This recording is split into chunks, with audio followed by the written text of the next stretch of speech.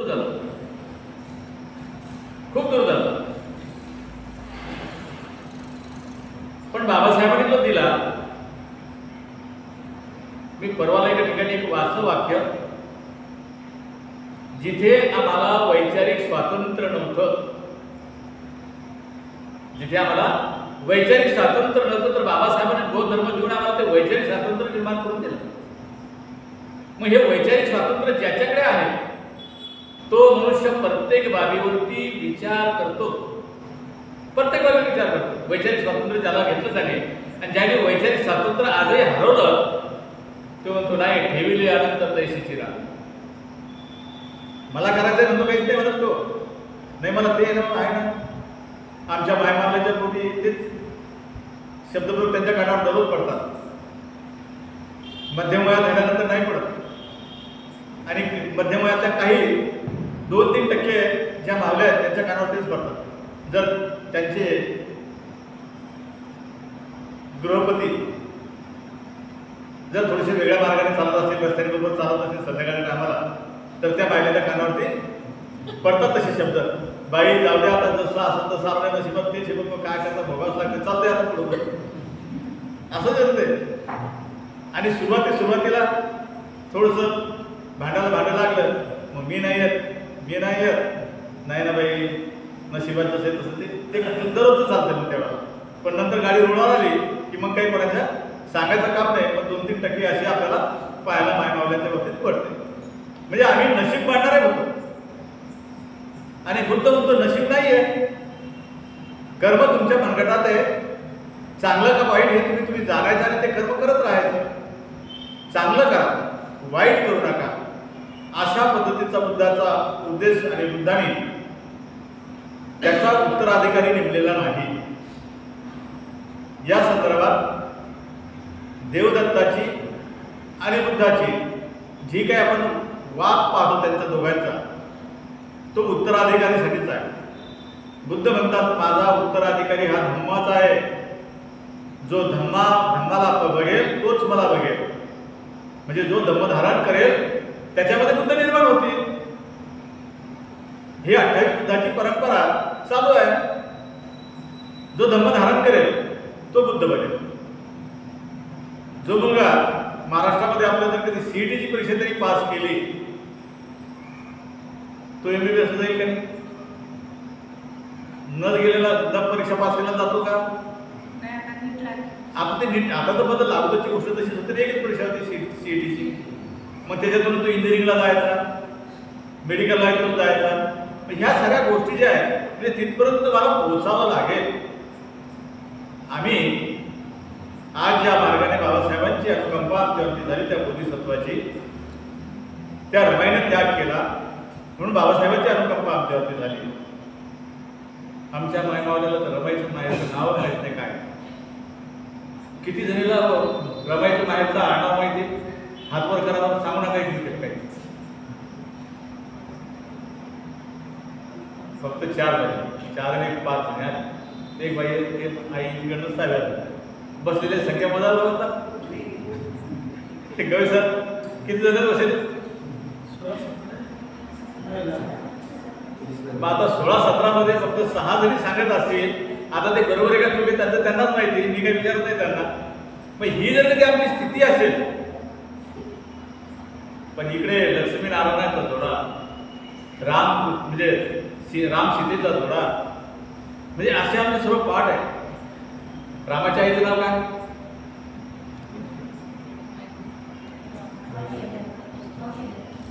माहित आहे पण सांगत नाही. सर्वांना माहित नाही, सांगणार नाही. हो ते तर बरोबर आहे, तुम्हाला येतीलच नाही, सर्वांना माहिती आहे. कारण आम्ही ते बघित आलो ना. नाही सिरियल पाहिजेच नाही, त्याच्यानंतरही तसं ते परंपरागत आमच्यामध्ये बनलेलं आहे ना, त्याच्याबद्दल लोकांना माहिती आहे. आणि मग फिल्मी दुनियातल्या लोकांचा तर विचारू नका. मग आमचं सर्व पाठ आहे. फिल्मी दुनियातल्या लोकांचा काही विचारच करत नाही, आमच्या पाठ आहे. झोपतून जर उठवलं कारण बाबा हे कसं काय सांगतात. तर ही जी बाब आहे ह्या बाबीला अनुसरूनच आपल्याला महात्मा फुले असतील, राजश्री शाहू महाराज असतील, शिवाजी महाराज असतील, बाबासाहेब असतील, सावित्रीमाई असेल, रमाई असेल, हिमाई असेल, रामजी बाबा असतील, एवढंच नव्हे संत गाडगे महाराजांपर्यंत जी परंपरा आहे, जी सुधारणावादी परंपरा आहे, तिची माहिती असणं गरजेचं आहे. बाहेरच्या स्टेटमध्ये जर कधी म्हटलं, पेरियार स्वामी यांचंही नाव सुधारणावादामध्ये आहे. आपल्या महाराष्ट्रामध्ये सर्वात मोठी संस्था लोकांनी एका माणसाने निर्माण केली अशी सार्वजनिक वर्ग, ज्याला आपण म्हणतो भीक मागून, त्यांचं नाव काय, कोण सांगेल?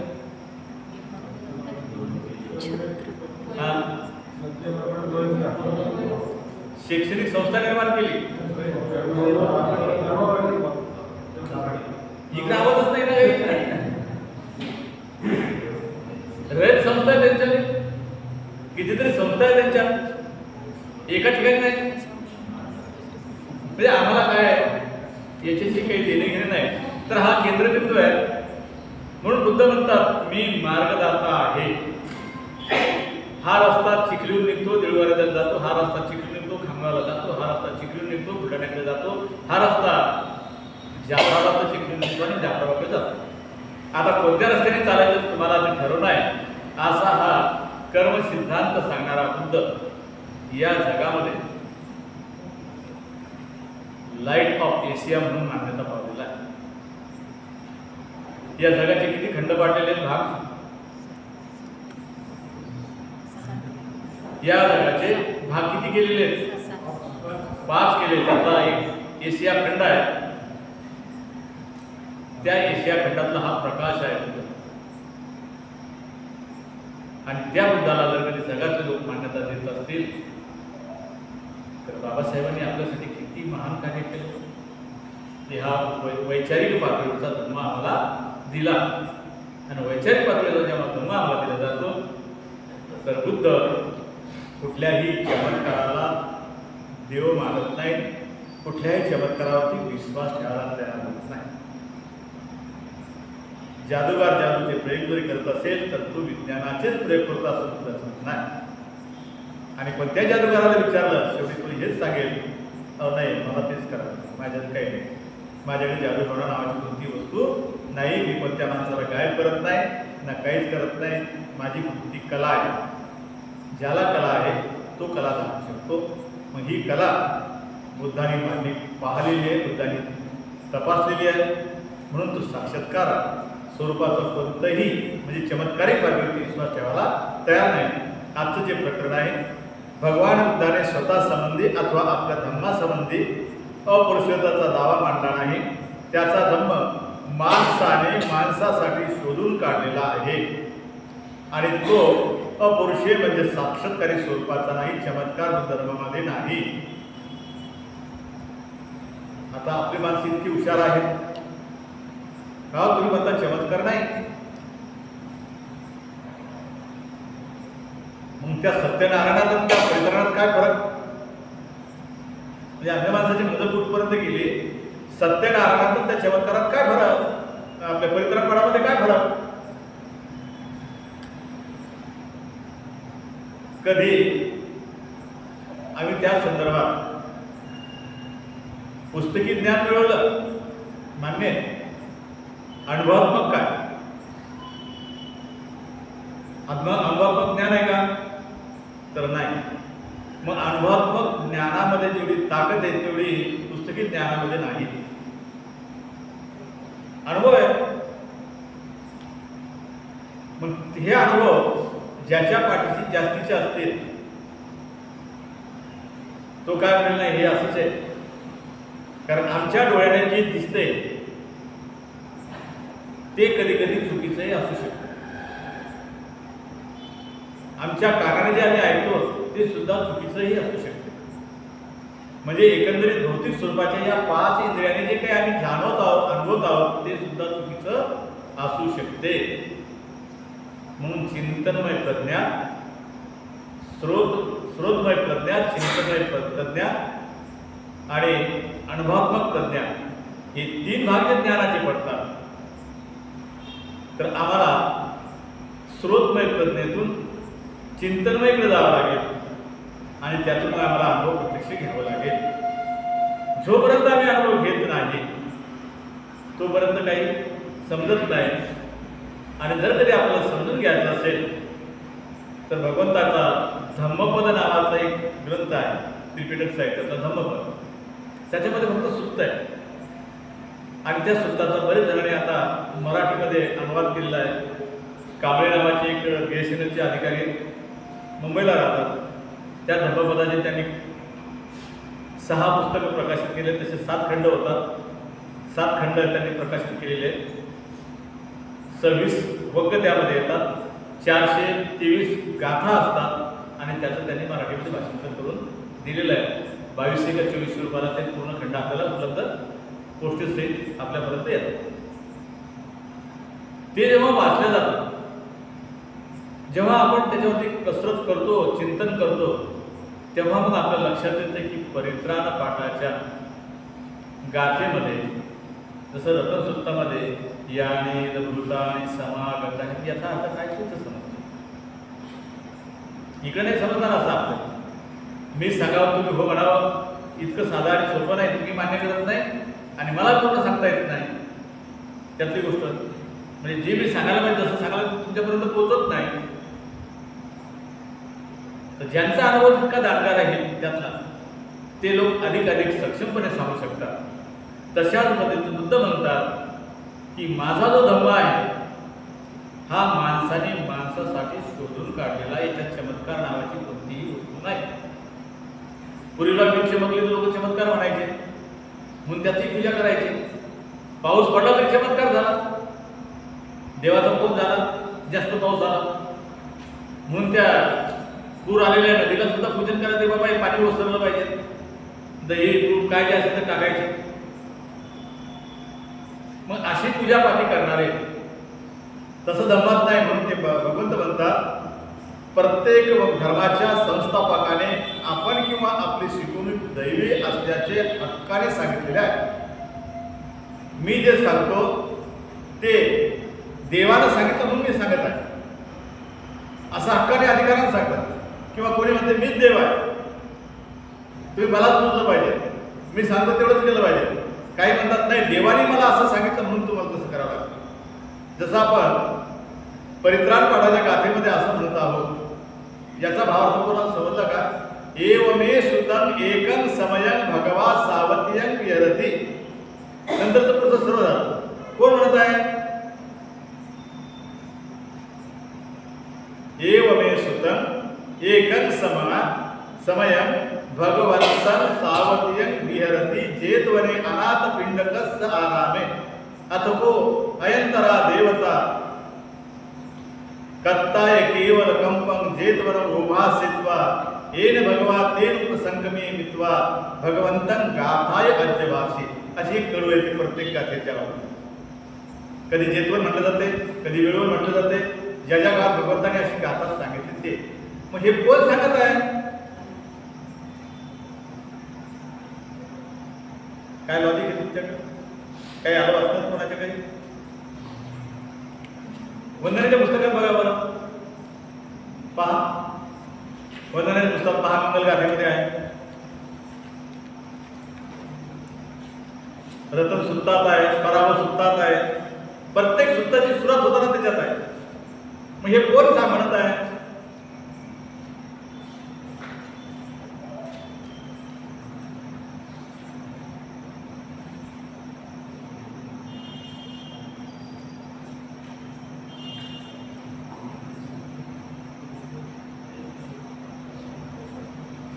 आहे ना ते महामंगल गाथा का?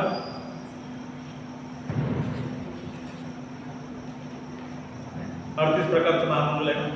त्याच्या सुरुवातीला प्रकार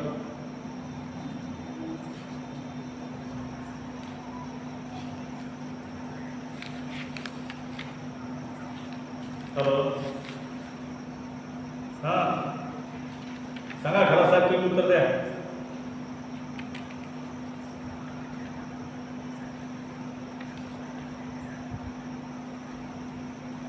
एवमे सुतं एकं समयं भगवा सावती म्हणा, अनाथ पिंड किंवा चेतवन म्हणा किंवा विळवण म्हणा असं जे म्हणले जाते का, आता हे कोण म्हणत आहे सांगा? एक सुंदर देवता श्री हो, ती येते, ते सर्व वन प्रकाशमान करते, भगवंताला वंदन करते. हे वर्णन कोण सांगत आहे? ती देवता येते हे बरोबर आहे. तिच्या देवतेमुळे सर्व वन कसं होतं, प्रकाशमान होते, पण ते भगवंताला वंदन करते.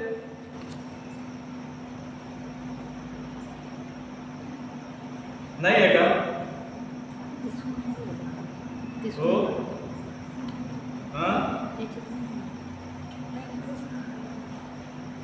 हो ना, पण हे सांगितलं कोण? तेच विचारलं तुम्ही.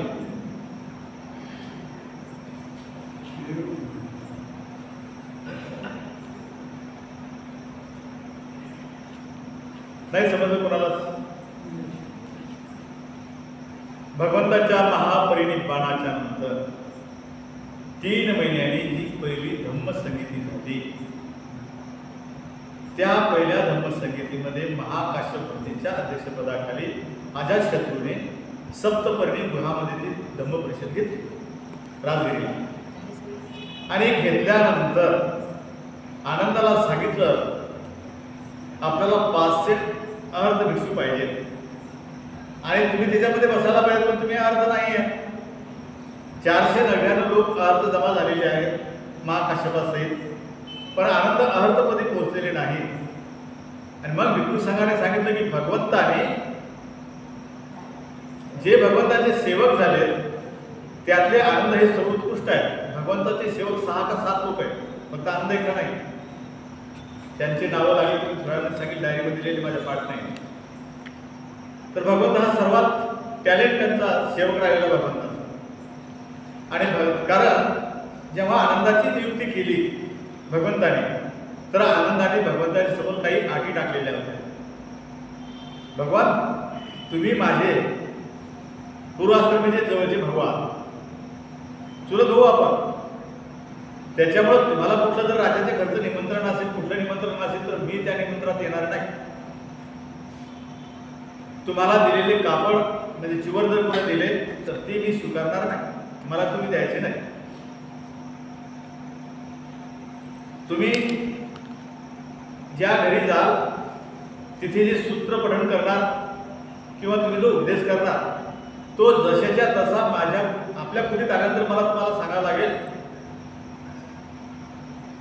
म्हणून प्रत्येक सूत्र 84,000 जे सूत्र आहेत हे आनंदाच्या मुखगत होते.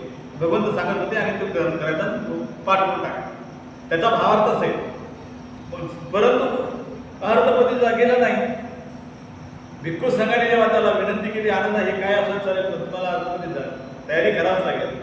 तर भगवंताच्या गेल्याच्या नंतर 3 महिन्याने एका रात्रभरातून आनंद अर्धपदी पोहोचले आणि धम्म परिषदेला त्या संगायनाला सुरुवात झाली. म्हणून आनंद म्हणतोय, मी असं ऐकलं भगवंताच्या मुखातून, माझ्या सिद्धांनी सांगतो. म्हणून म्हणतात एवमे सुतंग एकं समयं. एक वेळेला भगवंत इथे गेले होते, जेतवनात गेले. एक वेळेला भगवंत विळवणात गेले, भगवंत इथे वैशालीला गेले, भगवंत परत बुद्धगयाला गेले, पुढे जिथे गेले असतील त्या त्या गावाचा शब्द तिथे आहे. एवमे सुतंग एकं समयं. आनंद सांगत आहे कोणाला? 499 बसलेल्या उपस्थित असलेल्या अर्धपदी पोहोचलेल्या लोकांना सांगत आहे. भगवंताने मला या संदर्भातली ही गाथा इथे सांगितली, त्या संदर्भातली गाथा इथे सांगितली. आणि त्याच संगीतीमध्ये विनय पिटकामध्ये भिक्षुनी कसं आचरण करावं याचं उपालीनं तिथं वाचन करून दाखवलं. भगवंताने वेळी केलेले बदलही सांगितले आणि त्याला मान्यता नंतर दिली. महाकाश्यपाने थोडक्यामध्ये धम्मपद म्हणजे अभिधम्म सांगितला. तेव्हा तर काही सारीपुत्र नव्हते, पण महाकाश्यप होते. महाकाश्यपाला जेवढं जमलं तेवढं त्याने तिथे सांगण्याचा प्रयत्न केला. अशा प्रकारे एवढे सुतक म्हणजे काय, मी सांगतो नाही, भगवंत मला असं सांगितलेलं आहे भगवंताने, आणि ते आनंदाने पुढे मांडलेलं आहे. म्हणून आपण कुठलीही गाथा परित्राणाची कोणतंही सूत्र जर घ्यायचं असेल, बोजान सुत्त असो, पराव सुत्त असो, खंतपरित सुत्त असो, तर एवमे सुतक इथूनच सुरुवात होत असते. एवमे सुतक इथून सुरुवात होते. म्हणून प्रत्येक धर्माच्या संस्थापकाने आपली शिकवणूक दैवी असल्याचा अर्थ सांगितलेला आहे. पण मोसेसने आपली उत्पत्ती दैवी असल्याचे म्हटले नाही, परंतु आपल्या शिकवणीचा मात्र दैवी असल्याचे त्यांनी म्हटले आहे. त्याने आपल्या अन्वयांना सांगितले की दुधामदाच्या प्रदेशात ज्यांना जायचे असेल त्यांना ही शिकवण मान्य केली पाहिजे, कारण जिनोवाची म्हणजे ईश्वराची शिकवण आहे. आणि हा मोसेस म्हणजे ख्रिस्त. या ख्रिस्ताने मी दैवी जन्माला आलो असं म्हटलं नाही, मी आईच्या पोटी जन्माला आलो एवढंच सांगितलं. पण त्याने जे तत्वज्ञान जगाच्या समोर मांडलं ते तत्वज्ञान त्याने असं सांगितलं की दैवाचं तत्वज्ञान, देवी तत्वज्ञान म्हणजे देवाने निर्माण केलेलं आहे, माझं नाही, देवाचं आहे. आणि ज्याला जर कधी ही शिकवण घ्यायची असेल तर त्याने जिनोवा म्हणजे ईश्वराची शिकवण मान्य केली पाहिजे. येशू ख्रिस्ताने आपण देवपुत्र असल्याचे स्वतः सांगून दैवीपणावर हक्क सांगितला आहे. स्वाभाविकपणे त्याची शिकवणी दैवी झाली आहे. कृष्ण तर म्हणाला, मी स्वतः देव आहे, गीता हा माझा शब्द आहे.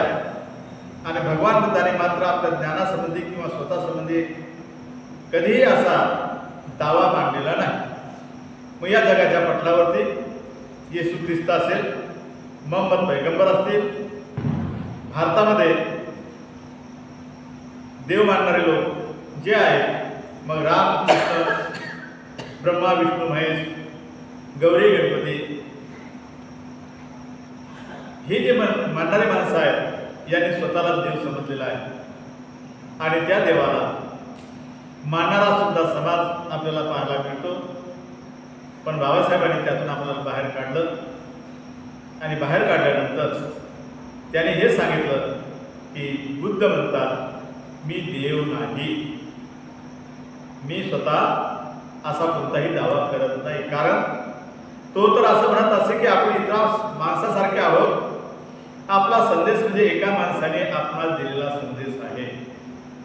मी तुमच्यासारखाच आहे असा बुद्ध जगामध्ये ओरडून सांगतात. मी तुमच्यासारखाच आहे. तुम्हाला 2 हात पाय आहेत, 2 डोळे आहेत, कान आहे, नाक आहे, जीभ आहे, सर्व जसं तसं मला तेच आहे, दुसरं काही नाही. मी तुमच्यासारखं आहे. आपला संदेश प्रमादित आहे असे त्याने कधीच म्हटले नाही. आणि मी जो संदेश दिला प्रमादित म्हणजे खोटेपणाचा लक्षण त्याने कधीच सांगितलं नाही की मी हे कुठं तुम्हाला सांगत आहे. त्यांचं म्हणणं एकच आहे की तुम्ही कसोडून त्याला उठवा, नंतर स्वीकारा. तो म्हणतो माझा संदेश म्हणजे माझ्या मताप्रमाणे मोक्षाकडे जाणारा एकमेव मार्ग आहे. इथं शब्दप्रयोग जसे की तसे मी वाचतो. मोक्षाकडे जाणारा एकमेव मार्ग आहे. मग तुम्हाला जर कधी निर्वाण पाहिजे असेल तर त्या मार्गाने तुम्हाला जावं लागेल. मी मिळून देणार नाही. आणि त्याच्या अधिष्ठान म्हणजे जगातील सर्व माणसाचा जगासंबंधीचा अनुभव. तो असं म्हणतो की त्यात कितपत सत्य आहे हे पाहण्यासाठी त्यासंबंधी कोणताही प्रश्न विचारला आणि त्याचे परीक्षण करायला सर्वांना स्वातंत्र्य आहे. आणि बुद्ध म्हणतात की तुम्ही सत्य जर तपासायचं असेल तर त्याला परीक्षण करायला पाहिजे. आणि माझ्या धर्माचं जे मी या जगामध्ये तत्वज्ञान मांडलं, बुद्धाने काय काय तत्वज्ञान मांडलं, त्या तत्वज्ञानात काय काय गोष्टी सांगितल्या.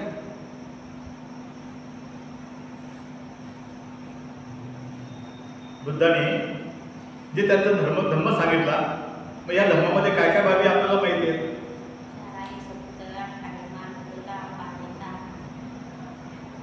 आणखी पंचशील, शील मार्ग आहे, आर्याष्टांगिक मार्ग आहे आणि 10 पारायण. मग याला स्वीकारायचं. बुद्ध म्हणतात त्याला तुम्ही परीक्षण करता तर कसोटी लावा. त्याला उतरलं कसोटीवर तर पहा, पण मी सांगतो त्या मार्गाने कसोटी लावा. मग जरी एवढं कसोटी लावण्याचं स्वातंत्र्य म्हणजे वैचारिक स्वातंत्र्य तुम्हाला दिलं तरी आता आम्ही आणखी 8 दिवसांनी म्हणून ते पूजा लागतं, हे पूजा लागतं 8 दिवसानंतर.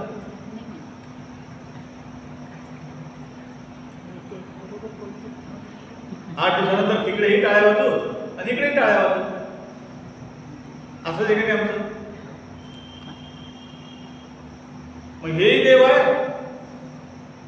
आणि तेही देवच आहे. पण त्याने तुम्हाला वैचारिक स्वातंत्र्य दिलं का, याचं उत्तर कसं शोधायचं. भय कोप देव कोपरात राहणे काय करायचं. मग अशा प्रकारे बुद्ध म्हणतात मी कसोटी लावण्याची तुम्हाला स्वातंत्र्य देत आहोत, वैचारिक स्वातंत्र्य देत आहोत. कोणत्याही धर्म संस्थापकाने आपल्या धर्माला अशा प्रकारे कसोटी लावण्याचं आव्हान दिलेलं नाही. ते म्हणतात तुम्ही याला जेवढं सांगितलं तेवढंच करायचं, त्याच्या पुढे नाही करायचं काही, किंवा मागे नाही करायचं, आम्ही जे सांगू तेवढंच तुम्ही करायचं. इथे त्यातला पहिला भाग संपलेला आहे. तिसऱ्या खंडातला पहिला भाग संपला. दुसरा भाग भगवान बुद्धाच्या धम्मासंबंधी. भगवान बुद्धाची शिकवण कोणती, त्या प्रश्नासंबंधी त्याच्या कोणत्याही 2 अनुयात किंवा बौद्ध धर्माच्या अभ्यासकात एकमत दिसत नाही. काहीच्या मध्ये आपल्याला काय वाटतं भगवान बुद्धाची शिकवण कोणती,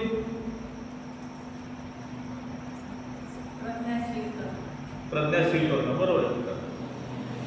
पण आजही तो वैचारिक गोंधळ आपल्यामध्ये आहे.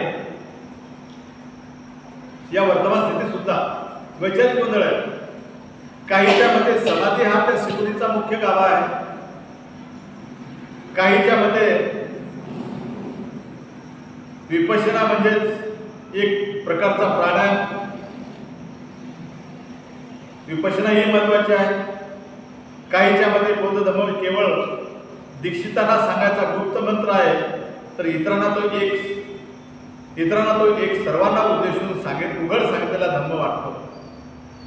म्हणजे वेगवेगळ्या पद्धतीचं मत मांडल्या जातात. कोणी म्हणतात समाधी ही मुख्य आहे धर्मामध्ये,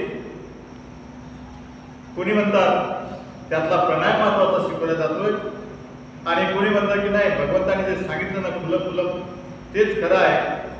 कोणी म्हणतात शील खरं आहे, शिलाच्याच मार्गाने चाललं म्हणजे खरं धर्म कळतो. आणि काहीच्या मध्ये ती एक वृक्ष दर्शन पद्धती आहे, म्हणजे जिथे काहीच करायचं नाही, आपली गाडी तिथं थांबून द्यायची, अशा पद्धतीची एक दर्शन पद्धती. असं एक दर्शन देणारा, असं तत्वज्ञान सांगणारं किंवा आचरण पद्धती सांगणारा हा बुद्धाचा धर्म आहे. काहीच्या मध्ये केवळ तो गुणवाद आहे. काहीच्या मध्ये एक ऐहिक जीवनाची स्वार्थी पलायन आहे. काहीच्या मताने ऐहिक जीवन भोगायचं, ते सोडून द्यायचं, त्यातून बाजूला निघून जायचं, पलायन करायचं. काहींच्या मध्ये हृदयातील सर्व वासना आणि भावना यांचा पद्धतशीर विरोध करणारं ते शास्त्र आहे. आपल्या हृदयामध्ये आपल्या मनात असलेल्या वासना आणि भावना याला नष्ट करण्यासाठी एक तो तत्वज्ञान आहे, शास्त्र आहे. बौद्ध धर्माच्या संबंधीचा आणखी पुष्कळ मतभिन्नताचा संग्रह करता येईल. अनेक लोक अनेक मताचे हिंदू धर्माच्या बाबतीत बोलतात. ही मतभिन्नता आश्चर्यकारक आहे. यापैकी काहींच्या मध्ये विचारवंत, काहींची एकांगी विचारवंताची मते आहेत. असे लोक म्हणतात, असे लोक म्हणजे ज्यांना धर्माचा सार, समाधी, विपश्यना किंवा दीक्षितांना होणारा गुप्त मंत्रात असे वाटते ते लोक. आणि दुसऱ्या मताचे लोक जे आहेत ते या पद्धतीचे आहेत की प्राचीन भारतीय इतिहास अभ्यासकाने बौद्ध धर्मासंबंधी जे लिहिले त्या बहुसंख्य लेखकांच्या लेखनाचा परिणाम होय. या लेखकाचा बौद्ध धर्म हा मूळ अभ्यासाचा विषय नसतो. त्यांच्या विषयाचा अभ्यास केवळ आकस्मिक आणि नैमित्तिक स्वरूपाचा असतो. इथे दुसरं जे एक मत आहे, या मताच्या संदर्भात बाबासाहेब असं लिहितात. एक मत प्रवाह असा आहे की बौद्ध धर्माचा सार कशात आहे याचं संशोधन ते त्याच्यामध्ये मांडतात आपापल्या मतानुसार. हेच बौद्ध धर्म खरं आहे, हेच तत्वज्ञान खरं आहे, हे पालन केलं की बौद्ध धर्म आपल्याला समजला. कोणी शिलाला महत्व देते, कोणी समाधीला महत्व देते, कोणी प्रज्ञेला महत्व देते. आणि एक वर्ग असा आहे की त्यांना कुठलाच अनुभव नाही, एक उदाहरणासाठी सांगतो की मगडे साहेबांनी एखादं पुस्तक लिहिलं, ते त्यांच्या चिंतनातून त्यांनी उतरवलं, मी वाचलं. आता त्या विषयाला अनुसरून त्यांचं चिंतन वेगळं असेल, पण त्यातलाच मी उतारा घेतला या पुस्तकात मांडून प्रकाशित केलं. माझं काय त्याच्यात? माझं मत आहे काही? माझं मत काहीच नाही राहिलं. मग मगाडे साहेबांनी एखाद्या धर्माच्या तत्वज्ञानाला शील मार्गाला विरोध केला असेल समजा, मग मी म्हणतो नाही त्यांचं मत चांगलं आहे, मी शील मार्गाला विरोध. मगाडे साहेबांनी समाधी मार्गाला विरोध केला, मी म्हणतो त्यांनी समाधी मार्गाला विरोध केला. मगाडे साहेबांनी समजा अभिधम्माला विरोध केला, मी म्हणतो म्हणजे प्रज्ञेला विरोध केला, मी म्हणतो प्रज्ञेला विरोध केला. किंवा त्यांनी ते एक एक स्वीकारलं, तेवढंच मी म्हणतो इकडे त्यांच्या उतारा घेतला तेवढं मी स्वीकार. मग माझी काही चिंतनाची बैठक. मग असे काही विचारवंत आजही आपल्याला आहेत. बाबासाहेबांनी विपश्यना कुठे लिहिली, कुठे सांगितली असे म्हणणारे आहेत का? येत असे शब्द आपल्या कानामध्ये कुठं ना कुठेतरी. मग बाबासाहेबांनी विपश्यना नाकारली किंवा विपश्यना मांडलीच नाही. बाबासाहेबांनी विपश्यनेतला सत्य पठणाचा विषय कसा काय घेतला धम्मात या ग्रंथामध्ये? समुदायाला फक्त आसक्तीच आहे का? आणि आसक्ती कशामुळे निर्माण होते? मग मोह कशाने निर्माण झाला? प्रश्न पुढे आहे ना.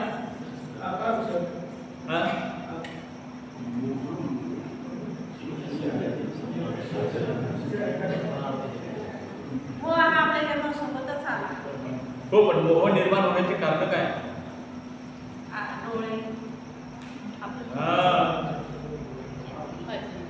पंचेंद्रियाच्या खेळात पडला माणूस की दुःख समुदाय करत राहतो.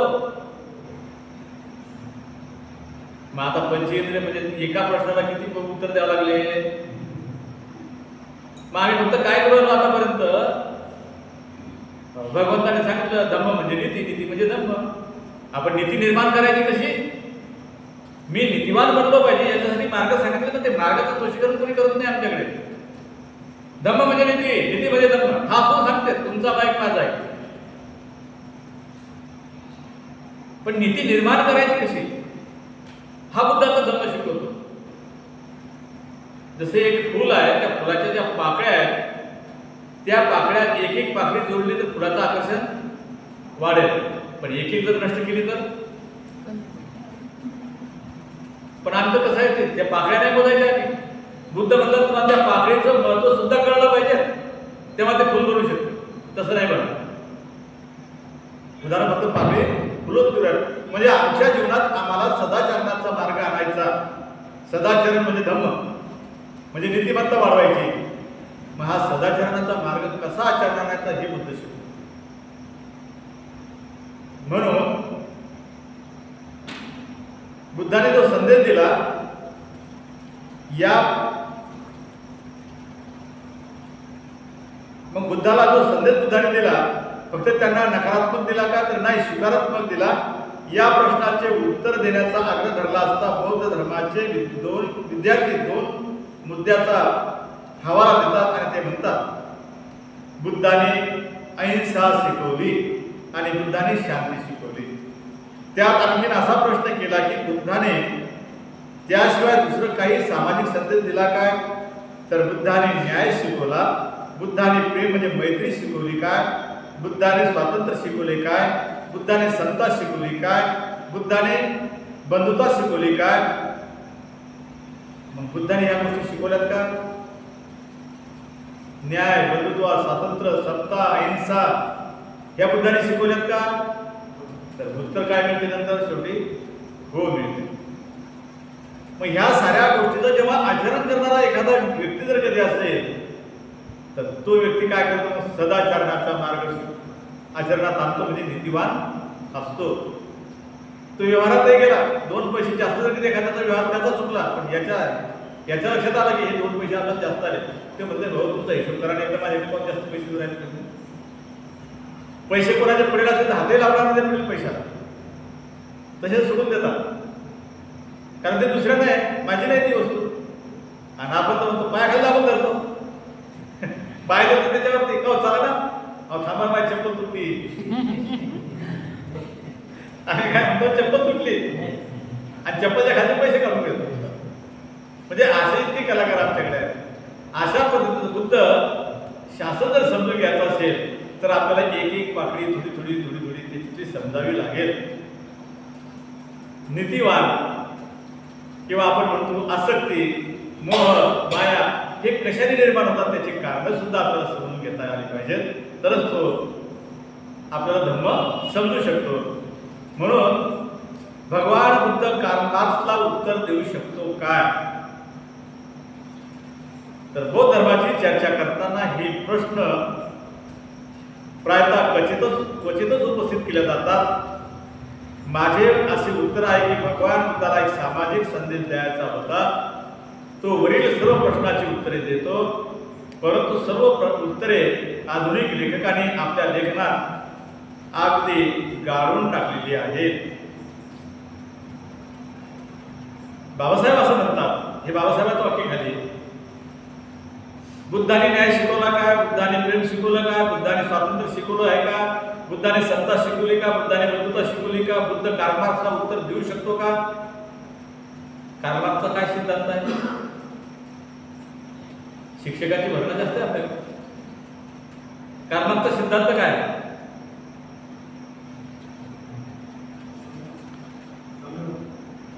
काय सर, साम्यवाद.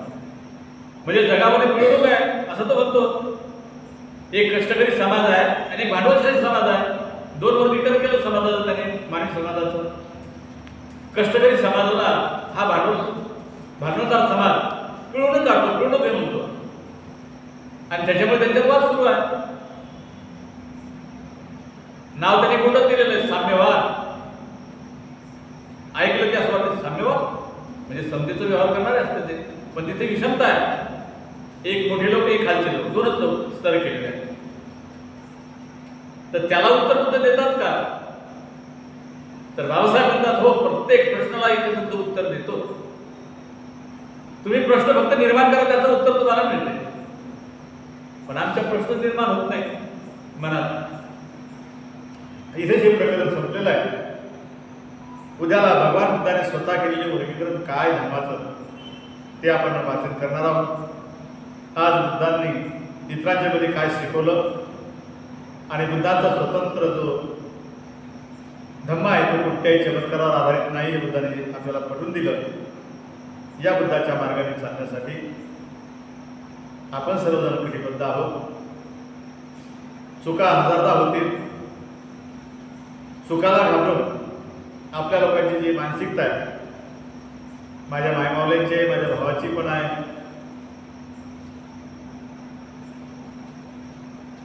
किंवा पालन केलं तरच बरं आहे, नाही केलं त्यापेक्षा नाही केलेलं बरं आहे, अशी जी आमची मानसिकता ही चुकीची सत्य आहे. पालन करता आलं तर बरं आहे बाबा, तरच त्याला हात घाला माणसांना हात घालू नये. मग नाही नुसता आम्ही काय जनावरासारखा व्यवहार करायचा का. अहो आज चुकल उद्या चुकल, पण त्याची चूक माझी मला कळलं नाही. मी पंचशील पालन करतो, नमो तस्स भगवतो आरहतो सम्मा बुद्ध सही मला नंतर कळेल ना. मी पालन केलं तरच समजेल आणि मी पालनच नाही केलं तर होईल का. सामनेर म्हणण्याच्या बाबतीत पुरुष मंडळी तसंच म्हणते, नाही ते पालन केलं तर आकार शुगर घ्या ना, ते घेऊच नाही, त्यापेक्षा तसं राहिलं चालेल, चालतं दारू घेणं. अरे कमीत कमी तुम्ही शिवर आलं तर 10 दिवस तुमचं पुण्य बोलतो वाढा. तुम्ही त्या वाईट व्यसनापासून दूर राहा. 10 दिवस वाईट व्यसनापासून चालेल तर असा तुम्ही तंबाखू खाणार नाही 10 दिवस. तरी माझा अनुभव असा आहे, 10-12 वर्षातला इतके बहादर हुशार आहेत आपले, कुणी जवळ काही ठेवत नाही, पण तंबाखू दररोज खातात शिवराव. पण त्यांना मी पकडतोच. आता पकडूनही काय करणार, सामने पडणार आहे बरं, इथले नाही, इथं काय खाल्लं नाही खाल्लं मला काही लक्ष दिलं नाही. जसं शिक्षकाला एखादा विद्यार्थी वर्ग बुडून कसा बाहेर पडून जातो हे माहिती आहे, तसं आम्हाला त्या सामनेरातलं कळतंय थोडं थोडं की ते सामनेर आहेत बनलेले आहेत, पण दम निघत नाही तर चोरून तंबाखू का होणार पण खातात. तर ते कसे खातात ते बरोबर आम्हाला समजतं. तो कोणाला सोबत नेणार नाही, एकटाच म्हणते जी मला लगेच जायचं, नाही तर मला जायचं संडासला, चालला तिकडे डबा घेऊन लांब जाईल. आणि तिकडनं तो एका मित्राला बोलून घेतो दुसरीकडनं दुसऱ्या रस्त्याने, मग तिथं ते एकत्र भेटतात. म्हणजे असेही करणारे लोक आहेत. त्यात काय स्वतःची फसवणूक आहे. माझी फसवणूक मी करत आहे, दुसरं कोणी नाही. त्याचा परिणाम जेव्हा येतो तो म्हणतो माझ्यात काय नशिबील असेल, मग नशिबाला बोल देतो आणि त्या नशिबाचं काही देणे घेणे नाही. अशा अर्थाने आपल्याला एक एक प्रकरण या तिसऱ्या खंडातलं समजून घ्यायचं आहे. धम्म, अधम्म आणि सद्धम्म असे हे 3 प्रकरणं याच्यामध्ये येणारे आहेत. हे जर काळजीपूर्वक आपण श्रवण केलं तर निश्चितपणे आपला अधम्म हा वर्षावासा कालावधीतला जो धम्म समजून घेण्याची जी प्रक्रिया आहे ती यशस्वी झाली असं समजावं लागेल. बाकी काय अगोदरची आचरण पद्धती, नंतरच्या आचरण पद्धती